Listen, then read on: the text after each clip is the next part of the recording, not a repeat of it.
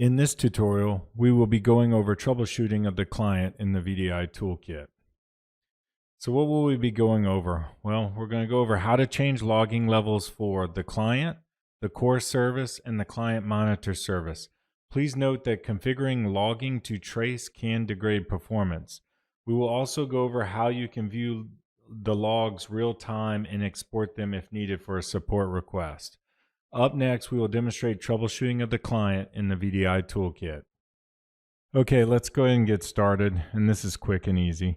So I already have a virtual desktop running here, and so what we need to do is navigate first to the sys tray and open up the client, and then we can navigate to settings. And from here, you'll see we have our client logging level, our core service logging level, and our client monitor service logging level. And we can hit any of those drop downs and change them, and that will automatically update the logging level. If we want to view logs, we can actually take and click the view client logs, and we'll see all the different logs. And this is, once again, the client, the core service, and the client monitoring service.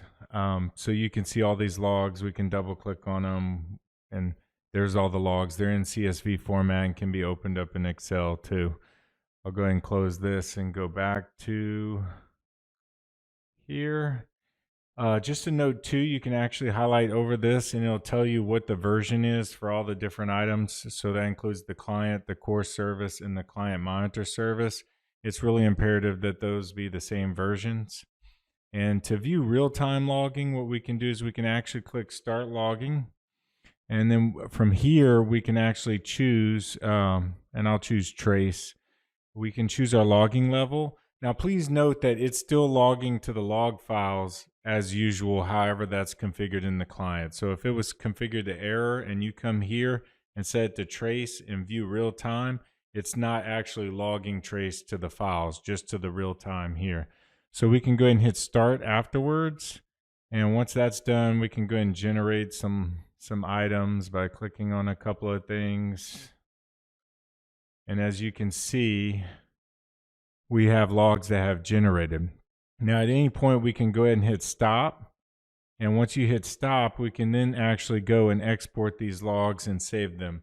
So even if you wanted to test something, you were having an issue when somebody disconnected, reconnected to another, or connected to another client and rules processing or anything like that, you think something's not working properly, you can come right there to the logs and see if, open up the real-time logger and see if any errors or anything like that pop up. All right, well, I hope you found this tutorial useful, and thank you.